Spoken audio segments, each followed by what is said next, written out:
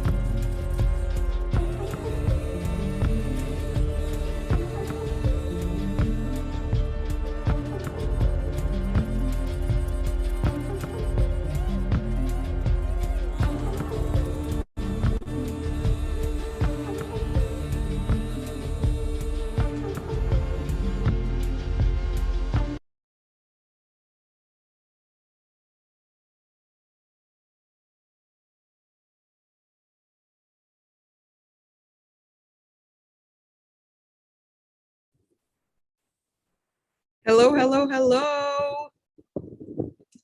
Welcome, everybody. Bem-vindos, bienvenidos. My name is Red Pereira. I use they, them pronouns. I am wearing an olive green hat with an eagle and some trees on it, a yellow button-down shirt.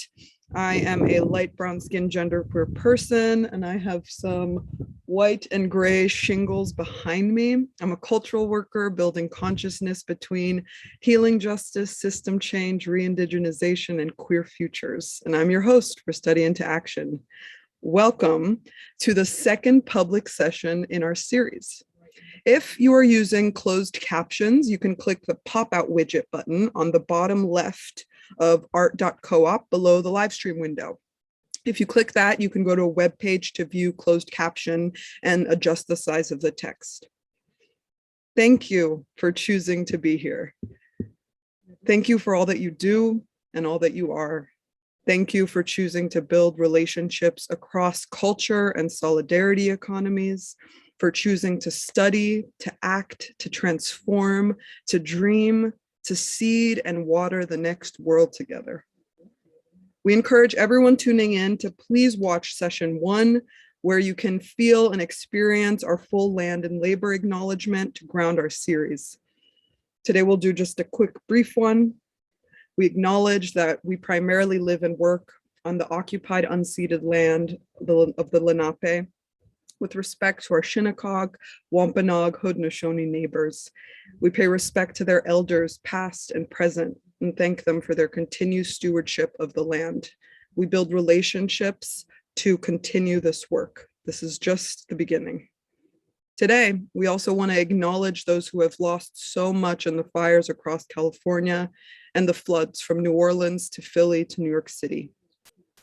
We dedicate today's program, as it's the 20th anniversary week of 9/11, to the victims all around the world of war and terrorism, and all the wars and innocents killed since in the name of those victims. We create towards a world without prisons, without cages, without militarized police, and without military. We will continue to fight for that vision. Ashe. Today, we will hear about artists resisting exploitation and building solidarity economies. So let's get a sense of who's watching this live. In the chat, please briefly share your name, your pronouns, the land you're on, and a few words about the energy you're bringing to this experience today. Please let us know in the chat. We'd love to get to know you, and so you can get to know each other too. As this flows in, we want to thank the Haystack Mountain School of Crafts, who instigated phase 1, and the Open Collective Foundation, the home of the school for phase 1 and 2. Study into Action is produced with support from grant makers in the arts and the William and Flora Hewlett Foundation, as well as funds from our sending partners, Minneapolis College of Art and Design, the Joan Mitchell Foundation, Arizona State University, the Field, Drexel University, and the Guild of Future Architects. HowlRound Theater Commons is producing and distributing Phase 1 and supporting us with ASL and closed captioning.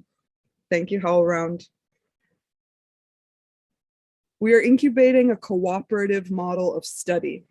We aim to become socially and financially self-determined and invite you to support us in this effort with gifts of time, art, money, or open source code.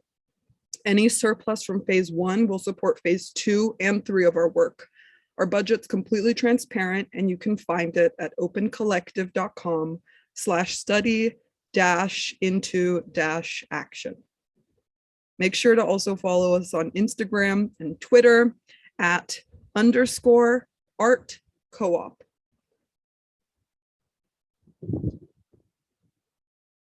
Great. Thanks so much for sharing in the comments. Keep sending them in. What a group. We're here to build relationships, to connect cultural innovators across silos, popular educators, cultural organizers, creators, arts academics, economists, policymakers, technologists, grant makers, who are building the cultural economy we want. As a reminder, if you're using closed captions, you can click the pop-out widget button to go to a different webpage to view the captions. And now I'll pass the mic to the badass Nati Linares.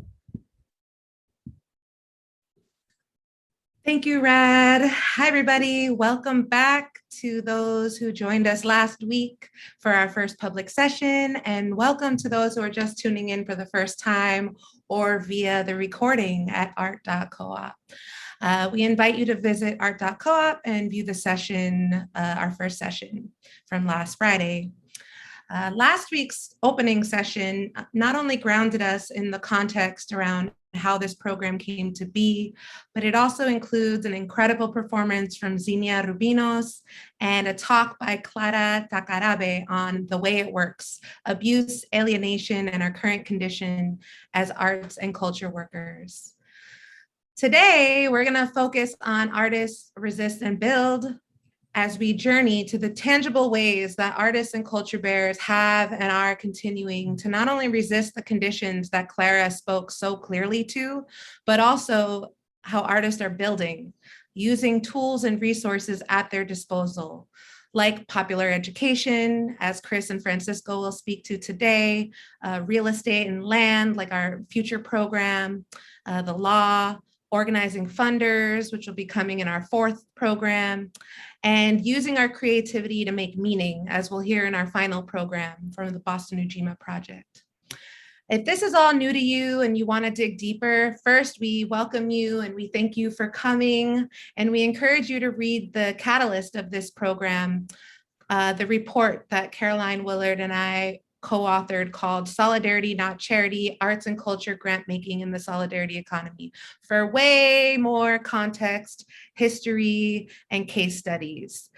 These 5 programs, Study into Action, are just a very small window into the worlds that so many have envisioned and built across decades.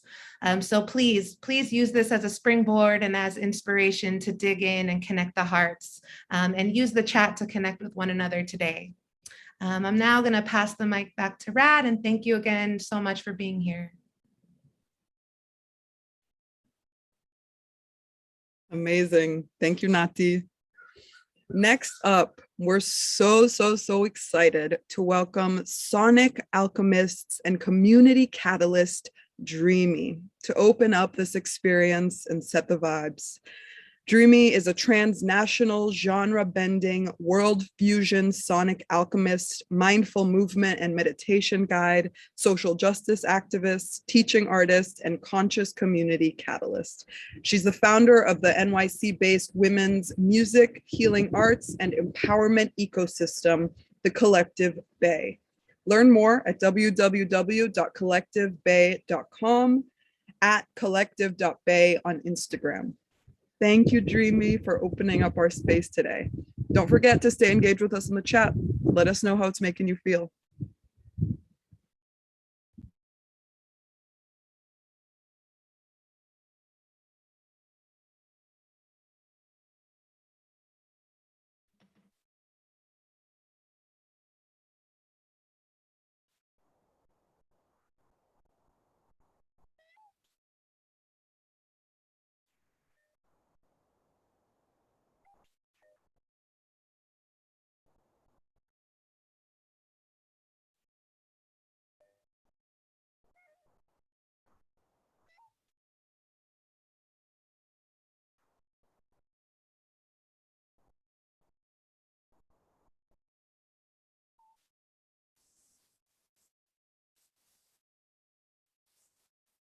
Calling in the ancestors.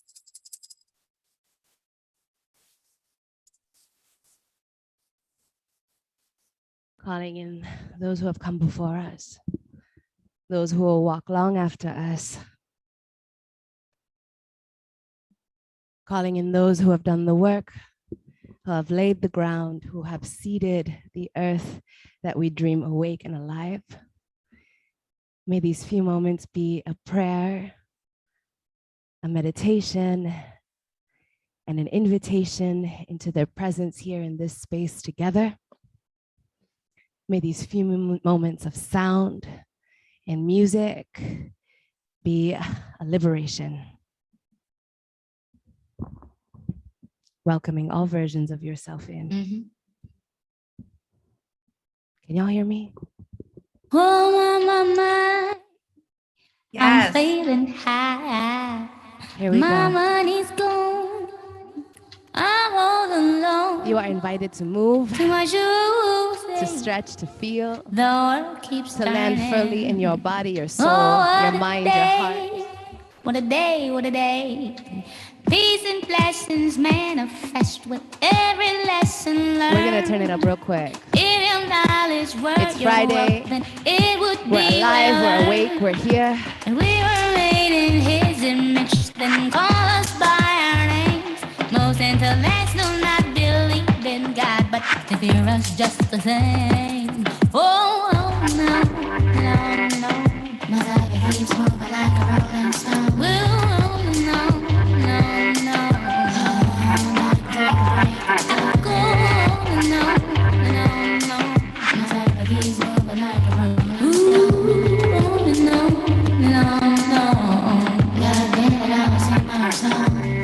I was thrown out the water with $3 and $6. Yeah, you might laugh, 'cause you did not do your math. I want to drink. Damn, y'all feel it? I want to. The heart keeps turning. Oh, what a day, what a day, what a day, what a day, what a day. Calling in your creative potential. What would a world look like that catered to your creative potential? What kind of spaces would exist? What kind of people would be in your networks? What art would you make?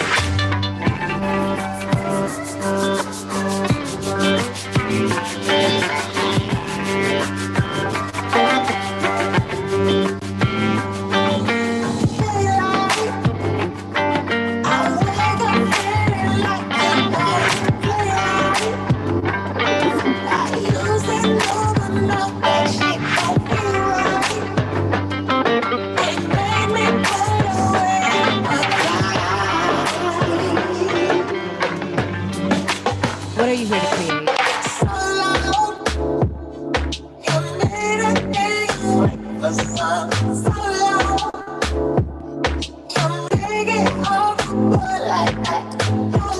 You are invited into spaciousness in your own body, this vessel for creation. What needs moving? Wrists, joints, the breath.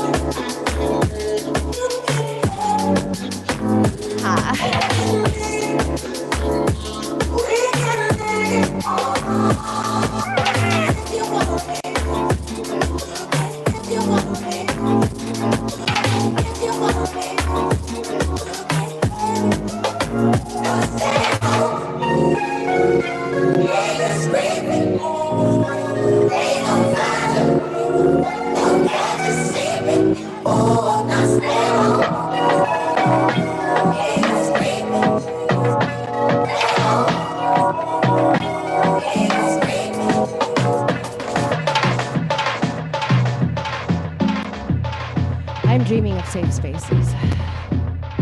Spaces for my breath to flow freely.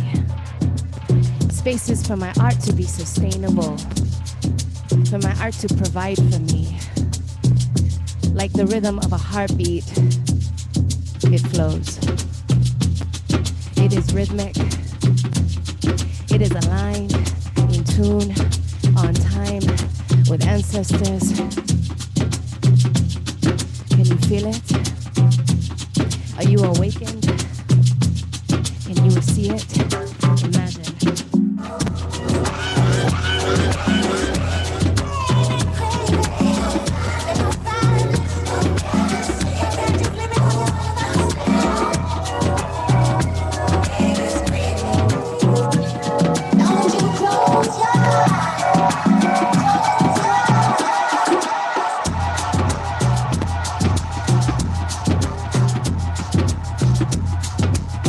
When we encounter rhythms like these are not just drums. These are not just frequencies. These are histories. These are memories. These are possibilities. When we sing a new reality, awake. Can you dance? Possibilities, awake, here, now.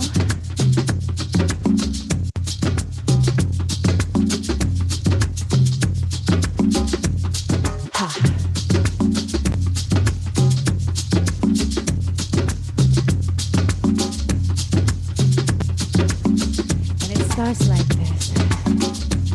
The first indicator, your breath. Is it full? Is it deep? Is it spacious? Is it healthy? Are you healthy? Are you here?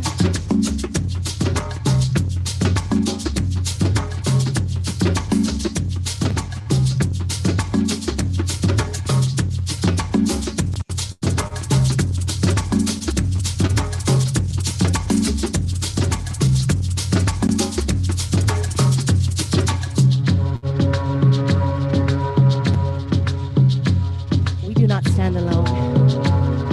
We stand on the backs, on the shoulders, on the blood and the sweat and the tears of all artists, all innovators, all revolutionaries that have come before us. We breathe their same breath. Recycled, compost, refertilized, re-indigenized for a new reality. We do not walk alone.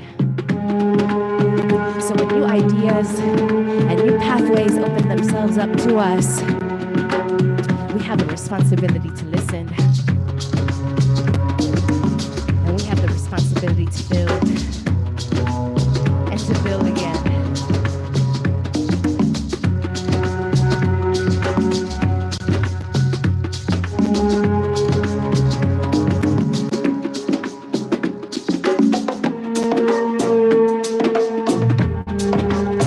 So as you drop in to your heart and your head, as you recommit to beginning again, remember this truth. The hard part is over.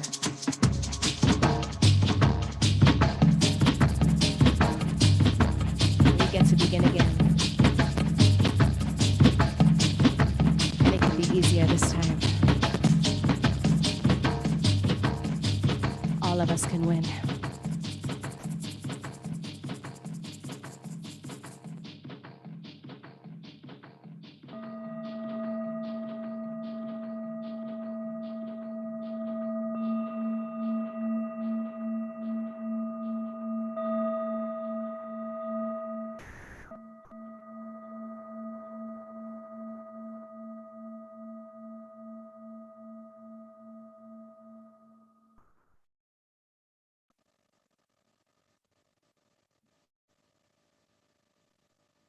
Aho, Ashe, Amin.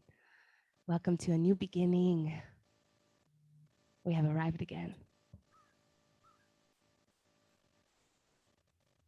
Woo, woo, woo, woo, woo, woo, woo, woo,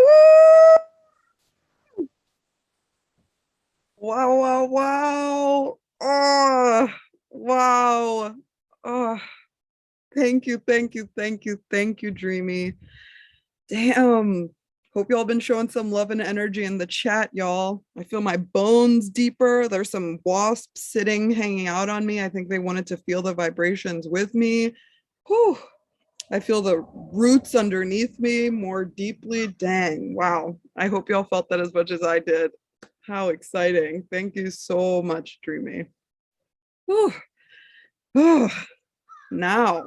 Now we'll move on to our presentation with Francisco Perez and Chris Myers. Bring our brain into the equation now that we're so much more deeply attuned into our bodies. Francisco Perez, also known as Platanomics, is a solidarity economy activist, educator, and researcher, currently pursuing a PhD in economics, studying the political economy of currency unions in Africa at the University of Massachusetts at Amherst. A Dominican New Yorker through and through, he is also the director of the Center for Popular Economics, a nonprofit collective of political economists whose programs and publications demystify the economy and put useful economic tools in the hands of people fighting for cultural, social, and economic justice. Francisco has also worked for the Museum for African Art in NYC as a grant writer and was a member of a collective of artists fighting to free political prisoners called the Scientific Soul Sessions. Learn more about Francisco at www.platanomics.com. And Chris Myers is a New York City born and based actor, writer, and educator. As an actor, his work has been featured on stage and screen, garnering critical acclaim and an Obie Award. As a writer, he has self-produced numerous short films and pilots. This and more can be found at chrismyersinc.com.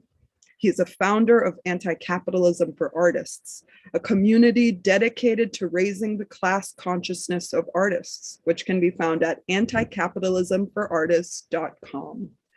With that, I'll pass it off to Chris, who will start us off. Hey, everyone. As mentioned, my name is Chris Myers. I'm an actor and a writer.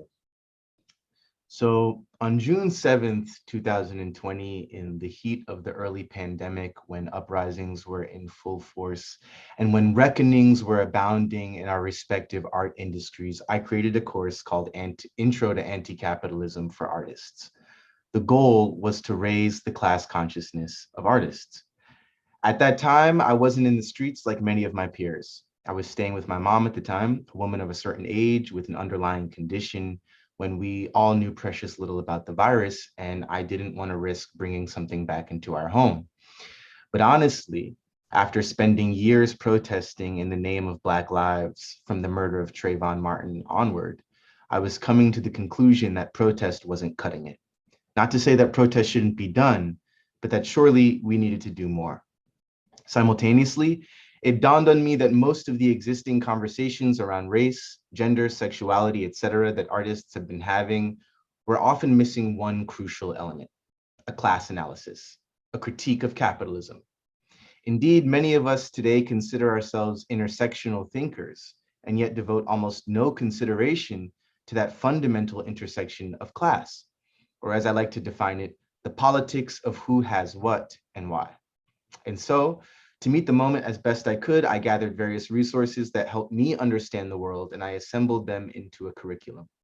With no previous experience teaching in a non-artistic setting, I simply left. Today, Anti-Capitalism for Artists is over a year old. I've learned a lot through doing this work, and I have found various friends and comrades along the way to scale up the coursework into a community. The total number of participants in the original course stands at roughly 200, but we have since added multiple facilitators, new educational offerings, and conducted a 3-day virtual event which reached some 600 people across the country and world. What follows is how I outline the goals, expectations, and proposals for study within the A4A community, which I share with you today as general considerations and provocations for how class politics collides with artistry. I'm taking for granted that you are all familiar with the existing conversations around race, gender, and sexuality, and perhaps even ability, body size, etc. I'm going to assume that you all want to be on the right side of history with those struggles, which is to say, you want a world in which people are not oppressed on account of their mere existence. The proposal of the coursework and of all anti-capitalist thought is that without directly confronting the system of capitalism through our position as members of an economic class, we will never get that better world. For instance, I don't think you can be anti-racist without being anti-capitalist. As the Black British theorist Stuart Hall would put it, race and gender, and I would say all identity, are modalities in which class is lived. And so it follows that the fundamental premise of our study is raising our class consciousness so that we can develop an analysis which takes the full effect of capitalism into consideration. Armed with that analysis, we can properly engage in the work of transforming our working conditions, our living conditions, and indeed the world itself. We can make that better world. Put in other words, we must engage in radical political education. Now, to be clear, radicalism is not, as we are taught, the same as extremism. Angela Davis, referencing Karl Marx, defines radicalism as simply grasping things at the root. Liberalism, on the other hand, the ideology of racial capitalism and imperialism, would not have you go so far down to find your truth. That is why it's obsessed with recognition and representation, whereas radicalism is concerned with liberation and transformation. Liberalism deftly shields our complete analysis of the systems that govern our lives by offering individuals into the spotlight in the form of various heroes and villains. Even the idea of freedom is compromised under liberalism. Most Western dictionaries will define it largely around the self, but in the end, freedom cannot be guaranteed if not through the collective. To be radical is to ask, what is the root that connects and liberates us all? This study cannot be a passive act. As Fred Hampton reminds us, it is not enough to simply do things for the people if the people do not know what the things are for, lest they find themselves taken advantage of at some point down the line. So education must be central to even our best, most principled efforts. We have our work cut out for us. The shallow common sense of liberal politics is belabored with blind spots in articulating the root. Consider allyship discourse. It's a word meant to signal those of a privileged group ostensibly choosing to support those of an oppressed group from one island of existence to the other.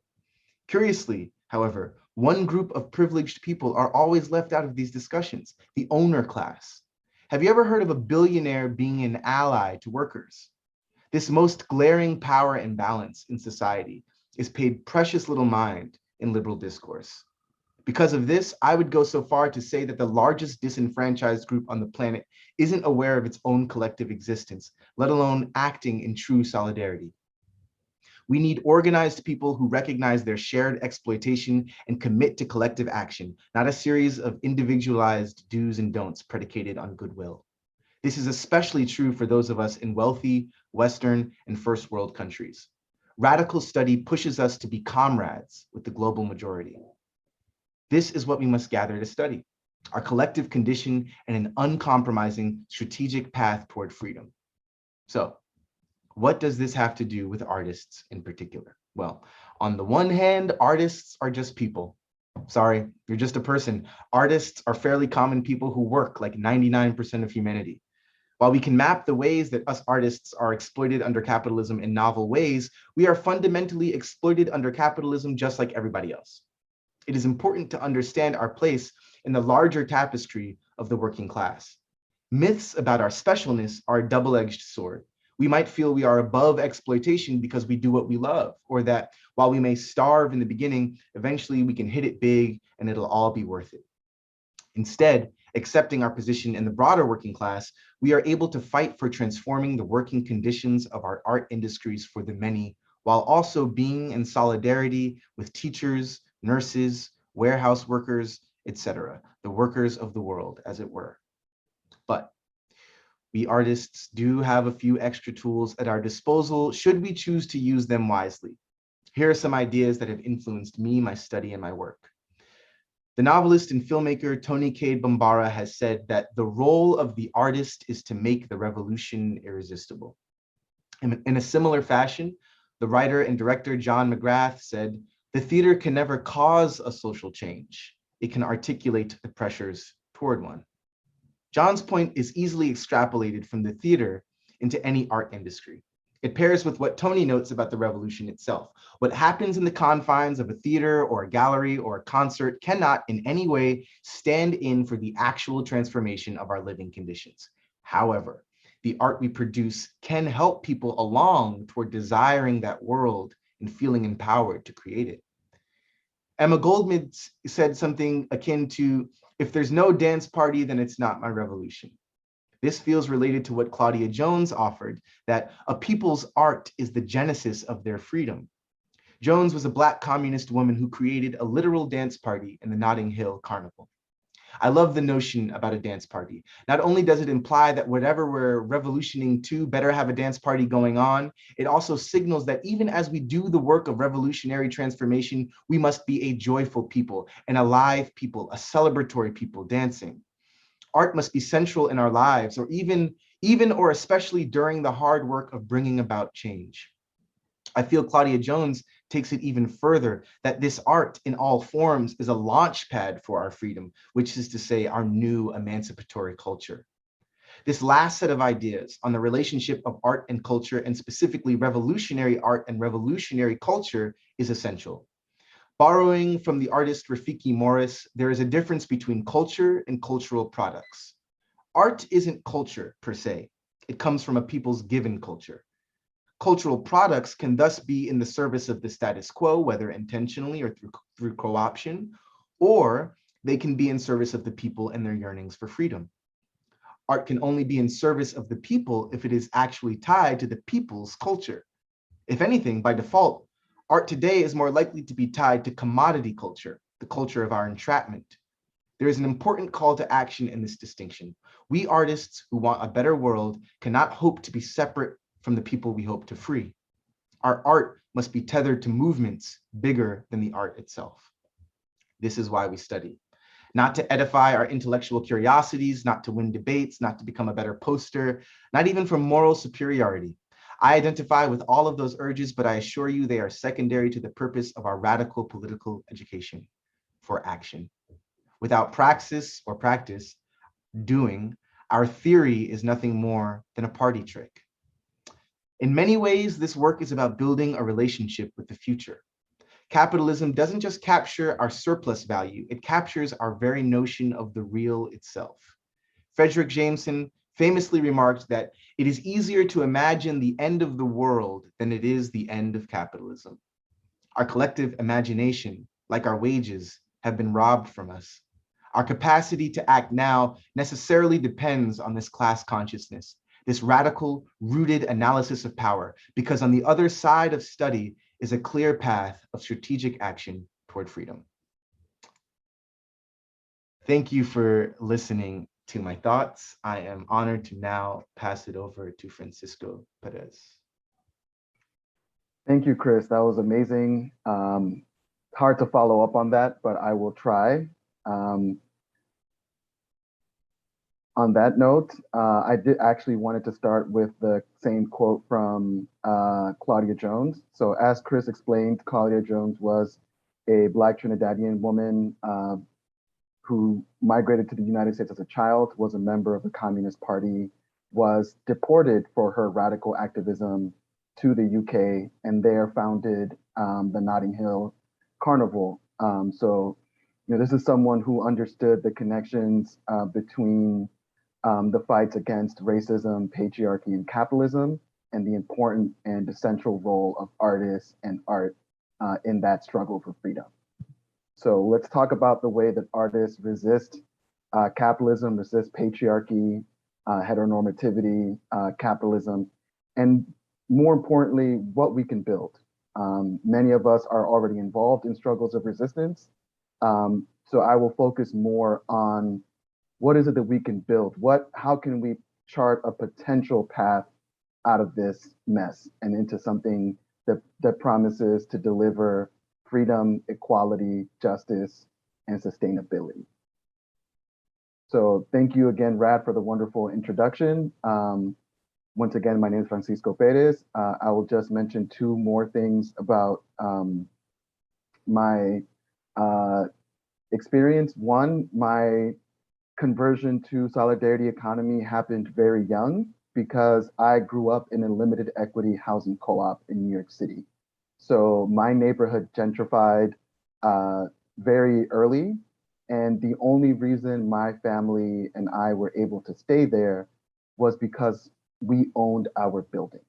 So while all of our neighbors were kicked out at this point over 20 years ago, we have been able to have permanently affordable housing in New York City.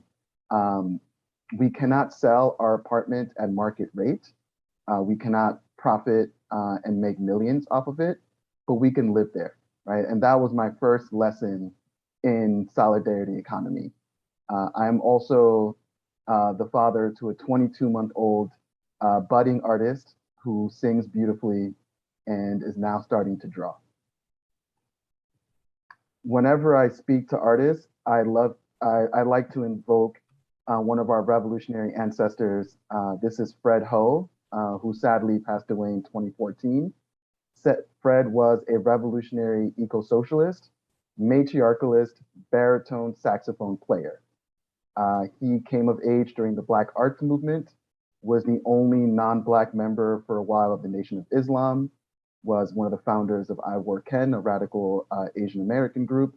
And I met him through his work with the Scientific Soul Sessions, which, as Rad mentioned earlier, was a collective of radical artists working to free political prisoners, as well as push us towards liberation.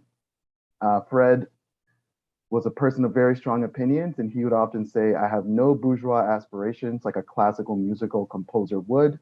My hope is that my music would inspire revolution.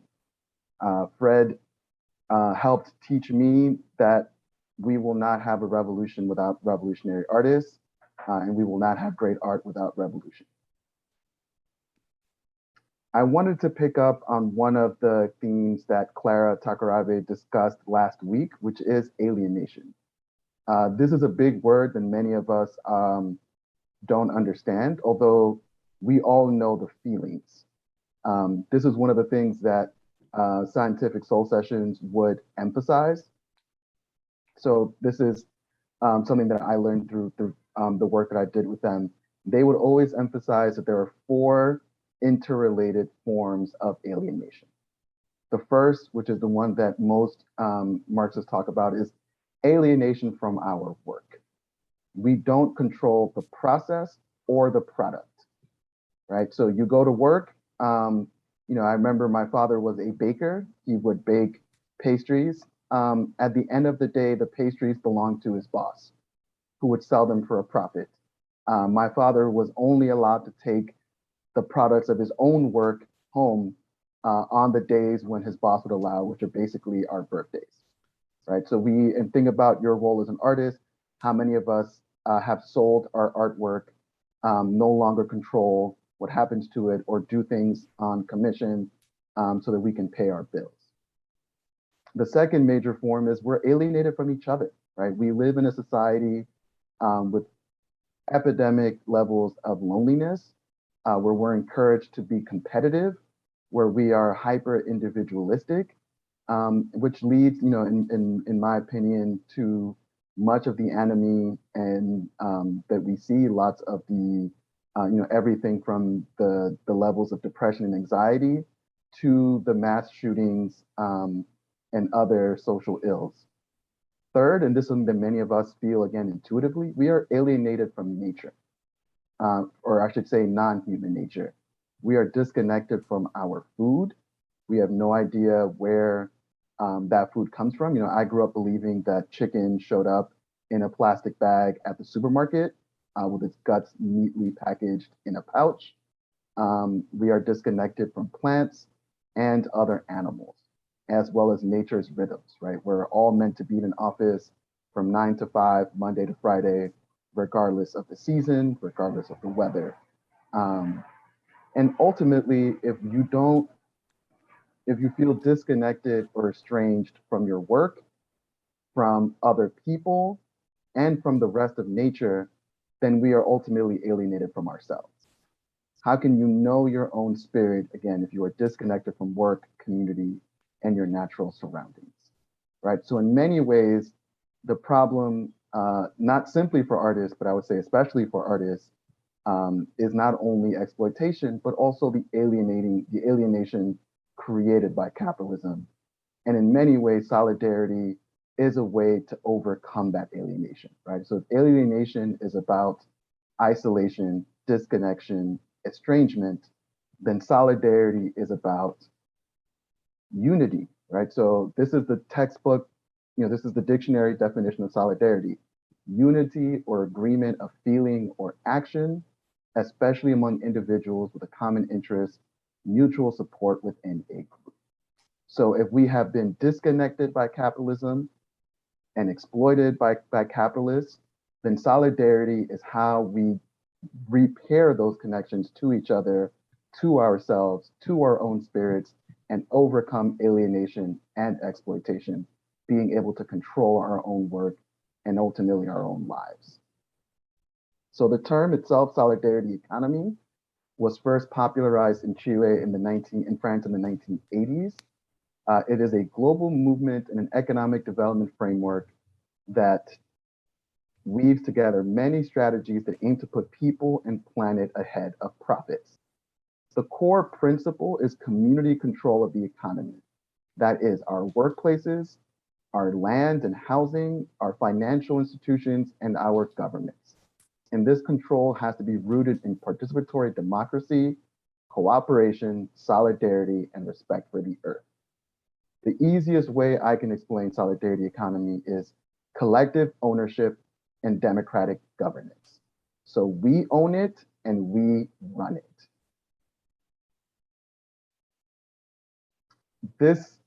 These principles can be applied across all of the economy, all of society. You can see them in how this can apply in land and housing in the form of community land trusts, which we'll speak more about in a second, housing co-ops like the one that I grew up in, and resident-owned communities, which are growing in number and in strength. In food and agriculture, there's a long history of consumer co-ops, community agriculture, mutual aid networks. In education, there are folk schools and movement schools. So you can see how these principles can be applied across many different areas: health, utilities and energy, manufacturing, justice and safety. We're going to focus on art and culture for the rest of this session.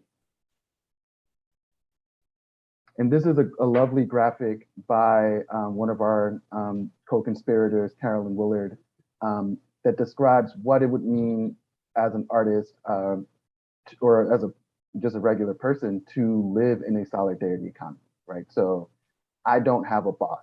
I'm a worker owner in a cooperative business. I don't have a landlord. I'm a member of a land trust, co-op, or interintentional community.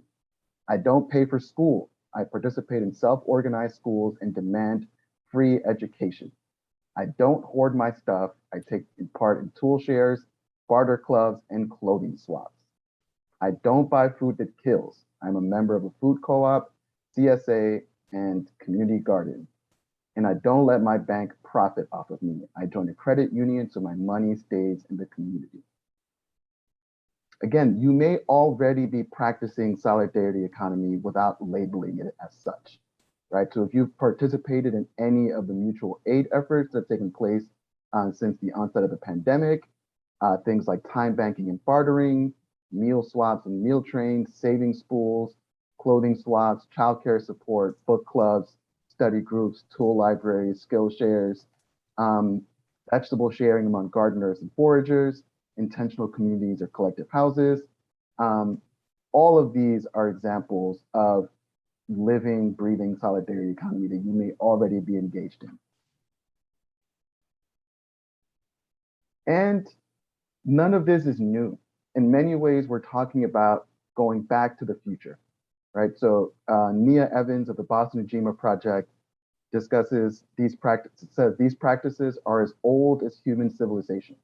A lot of these ideas are ancient. It's about excavating that history. We are not trying to create something from scratch or perform magic.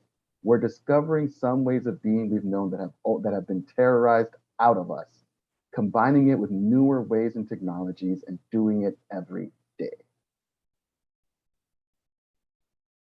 And just to reemphasize, in many ways, all we are trying to do is to rebuild or remix indigenous economies for the 21st century. So I love this quote from one of our comrades, Kali Akuno of Cooperation Jackson, who says, "Remember, for the vast majority of humanity's time on this precious planet, no one had a job.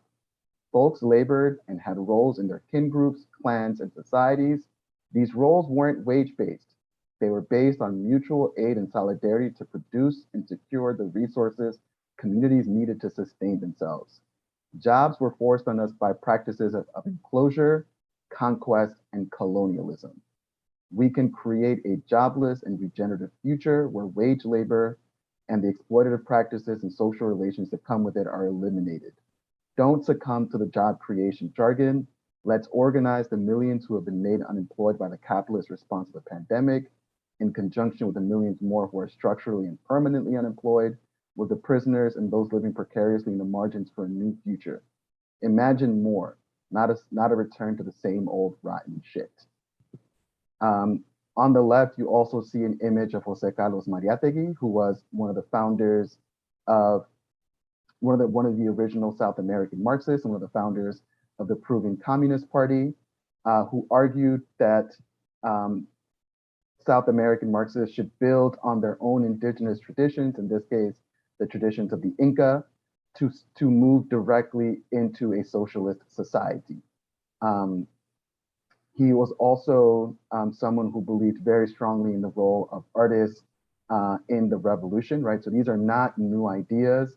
Many of the people who have been fighting for, anti-capitalism, anti-racism, anti-imperialism have long understood the connections between all of these fights and the important role of artists in them. And, there's lots of discussion about what to call this thing. So we're using the term solidarity economy. I am also a fellow at the Center for Economic Democracy, so we'll often use that frame. But there's a lot of different things that we can call this thing, right? So, we saw this message once: welcome to the restorative, regenerative, cooperative, circular, democratic, new, next, local living, loving, sharing, caring, decolonized, decentralized, degentrified, eco-socialist solidarity economy. So these ideas have been around for a long time under many labels. Not everything on the list on the left is perfectly compatible. There have been and are many lively fights between proponents of all of these ideas, but some of the core ideas of the solidarity economy, again, collective ownership and democratic management or governance, show up in many different contexts, in many different places, at many different times, with many different names. So now let's talk about what this means for artists, right? How can we build a society that guarantees the arts for all? Another inspirational quote from one of our revolutionary ancestors, Grace Lee Boggs: "Creativity is the key to human liberation." Again, we will not get there without artists at the forefront of these movements. Carolyn Woolard asked, "What does it mean to be a solidarity economy artist? Rather than believing that the economy is a monolithic entity which cannot be altered, I aim to co-create equitable systems that privilege communal well-being over personal gain." Again, we are first resisting the bad, right? We have to first fight the bad. This is a short-term work that many of us are already doing, educating, amplifying, shining a light, organizing artists and workers around common campaigns and strategies that grow awareness about challenges, especially facing Black and Brown artists, and solutions, grassroots organizing, fundraising, network building, policy work, bartering, mutual aid, and prefiguration, right? So you can think about the work of groups like the United Musicians and Allied Workers Union, right? So all the ways that artists are currently fighting back against the forces, the corporations that are trying to exploit them. But we're also going to focus more today on building the new, right? The kind of long-term work, charting a path toward freedom and liberation. And that work is the building of artist co-ops, the creation of community land trusts and housing co-ops specifically for artists, greater public funding for the arts via participatory budgeting, and the creation of public banks and loan funds that are willing to finance co-ops and community land trusts, as well as fights for public employment of artists through the Green New Deal and a reconstituted Works Progress Administration. So artist co-ops, again, these are businesses that are owned by artists and managed by artists. There are examples like Rhythm Conspiracy, which is an artist and worker-owned cooperative enterprise. It is a worker-owned record label. I think some of them might be on this call today. So if you're interested in learning more, you should reach out to them. But this gives you an example of how those who are involved in music can create their own spaces that, again, have the potential to overcome exploitation and alienation. And again, these are not new ideas, right? So there have long been artist-owned galleries, for example, as you see as in this article from the New York Times in the 1980s. In the realm of music, there's also Resonate, which is a streaming service owned by artists and listeners, right? So this is an alternative to Spotify, Apple Music, Tidal, and others, where your artists and listeners are able to cut out the middleman, right? There is no intermediary, there is no large corporation with shareholders that squeezes, charges consumers and squeezes artists to make profit. So these solutions exist, many of them in embryonic form, but people are experimenting with ways to build something new. Credit unions are financial cooperatives, and there are long-standing examples of mutual aid in this area. So there is, for example, an Actors Federal Credit Union, where actors who are often employed irregularly can put their savings and lend those to other actors who are in need. There is now growing effort for community land trusts to start serving artists. Community land trusts are not-for-profit organizations that own and steward land on behalf of local communities. A fundamental component of the CLT is the community's ability to own and control local resources, including lands, buildings, and other assets, and decisions regarding their use and development. While community land trusts are frequently thought of in relation to housing, and specifically single-family dwellings, increasingly the model is being adopted in multifamily, commercial, manufacturing, public space contexts. We have been in contact with people who are trying to build a community land trust in Western Queens. There's also a really exciting attempt in the Bay Area called the Permanent Real Estate Cooperative. But the idea is land and housing should not be treated as a commodity to be bought and sold to the highest bidder, but should be devoted to housing, food, and other needs. And this is a way to take land off the market, right? It is not something to be speculated on for profit by outside investors and others. Participatory budgeting has a long history. It emerged in Brazil. So the idea in simple terms is, instead of having your city council or state legislature decide what the budget for the city or the state is going to be, often a process driven by lobbyists and lots of backroom deals made in smoke-filled rooms, people should be able to exercise direct democracy. People in neighborhood assemblies, in deliberation with their neighbors, should be able to decide how they want their city to spend their local tax dollars. So again, this idea emerged in Brazil, in Porto Alegre in the South in the late 1980s, and is something that has been taken up by lots of cities. And one of the things that has emerged very clearly in the cities that have tried participatory budgeting is, when you ask the people what they want more art.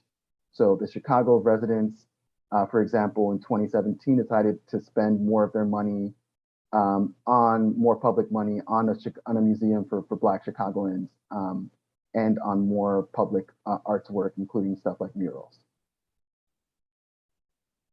And there's also been more discussion now with the Green New Deal to revive the Works Progress Administration. So the original New Deal hired millions of workers. The government directly hired millions of workers to deal with the largest economic crisis in capitalist history. In 1932, about a quarter of all Americans, 25%, were unemployed. To give you a sense, the only time we have reached those numbers since was in March and April of last year, right at the beginning of the pandemic, when we had about 22% of Americans unemployed. Except instead of lasting for a few weeks or months, this situation lasted for years. So under pressure by various communist and socialist activists and a militant labor movement, the FDR administration created the Works Progress Administration, which again directly hired millions of workers, including thousands of artists. So we are, there are efforts now to revive this. So the U.S. Department of Arts and Culture has a campaign for artists to unite for Green New Deal and put out a policy toolkit for a people's WPA. But again, the government, I have to repeat this, the US government directly hired tens of thousands of artists in the 1930s. We can do this again. We must do this again. This is some of the wonderful imagery that artists have produced in support of the solidarity economy. So as you can see, the solidarity economy needs artists. We need the work that only artists can do, changing hearts and minds. And artists needed solidarity economy. Artists were the canaries in the coal mine of the gig economy. We've seen that form of precarious work does not work for most artists. And most artists could really use a system built on collective ownership and democratic governance. For more resources, check out the New Economy Coalition, which is a coalition of 200 groups in the US and Canada doing this kind of work. The art.coop report, Solidarity, Not Charity, Arts and Culture and Grant Making in the Solidarity Economy has many, many more examples. Freedom Maps, and then Chris's work with Anti-Capitalism for Artists. So thank you for your time today. Let's keep dreaming, doing, creating, and loving. Thank you all so much.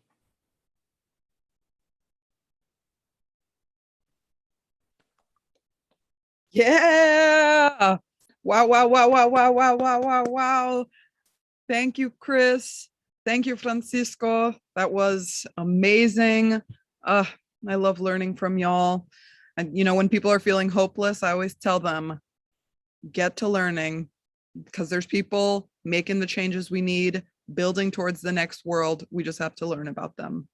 Thank you so much for joining us for our first session of Study into Action. We look forward to learning together in public over the next 4 Fridays. Join us next week for Law and the Landcraft, a presentation about permanent real estate cooperatives and the arts, presented by the Sustainable Economies Law Center.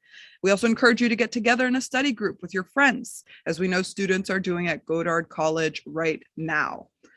And when this live session ends, cohorts, we will see you in the other Zoom with our facilitators. If you are not in a formal cohort with art.coop and you want to create one, please email us and we can announce your self-organized talk. You can also put links in the chat for groups to join you. We'd love to continue to connect with you at _art_co-op, or you can also email us at culturaleconomywewant@gmail.com. Enjoy the weekend. Let's build the culture we deserve. Thank you, Chris, Francisco, Nati, Caroline, Marina, Shruti, Red, Vijay, and Emma. DJ Dream, we love you, we love you, we love you. Thank you so much. And we'll see you next Friday at 12 p.m. Enjoy your weekend.